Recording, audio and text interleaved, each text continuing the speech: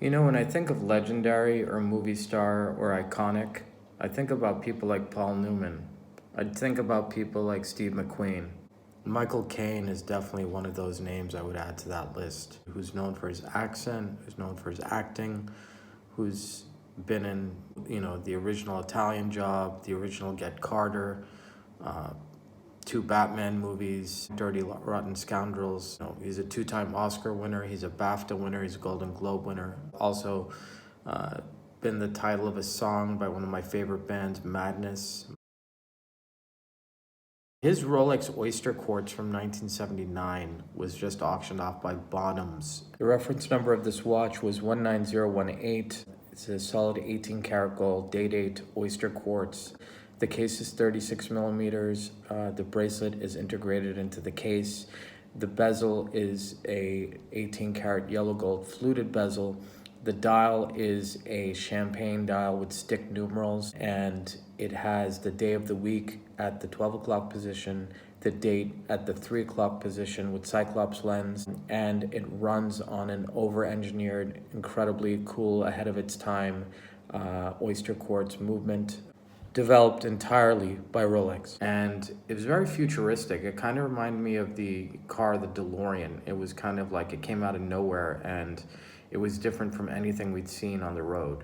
Similarly, I think for Rolex, this was their DeLorean, if you will, and very indicative of what was going on at that time. And it looked very 80s, late 70s, early 80s, looked very future-esque. And not only did Michael Caine wear this watch in his personal life, his public life, but he also wore it in movies that he did, several movies that he did. So he definitely loved this watch. If you're looking for a Rolex Presidential and you're fine with 36 millimeters in case diameter and you don't want to pay crazy amounts of money, I still think that this is probably one of the best values you can get for a Rolex watch, considering how the market is today and the crazy premiums that are going on, because you'll really have a piece of history and you'll really have something that no one else would really ever have, and very limited production as well, and just a very, very cool watch in every realm. Like, you really would have to know what this watch is. It's anti-magnetic, it's incredibly precise, accurate, and yet it's hyper elegant, and it's completely distinctive from anything you'll see that Rolex has ever made. Rolex Oysterquartz came out in the early 70s. It was discontinued in 2001. It was made in two models, the Datejust model and the Date-8 model. From the early 70s till 2001, there was only a total of 25,000 Oysterquartz watches made across all models, all styles, all variations. So it's a very, very rare watch when you consider a majority of those were Datejust models and not Date-8 models. This watch featured a quartz movement. It had a special lever system, so that it beat precisely. It was also certified a chronometer. They wanted to build the best luxury men's watch at that time. You also got to remember the quartz crisis was going on, so the Japanese market coming out with quartz battery-driven watches were decimating the Swiss automatic.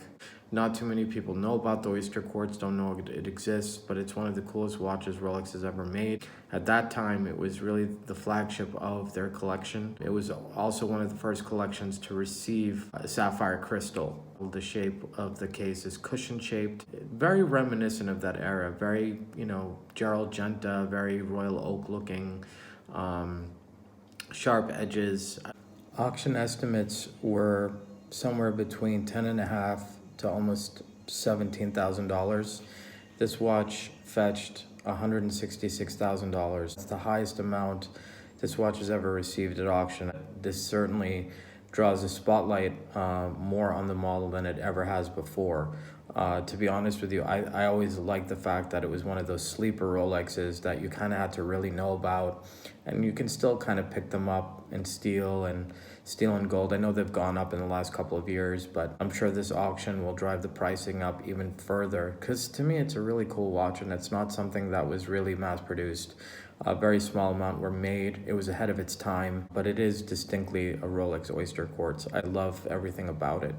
I'll put the link to the auction results so you can see the description of the watch and all that. It's cool that the Oyster Quartz, kind of got its day in the sun with respect properly. I would hurry because, there's only so much of these laying around, especially the day-date models.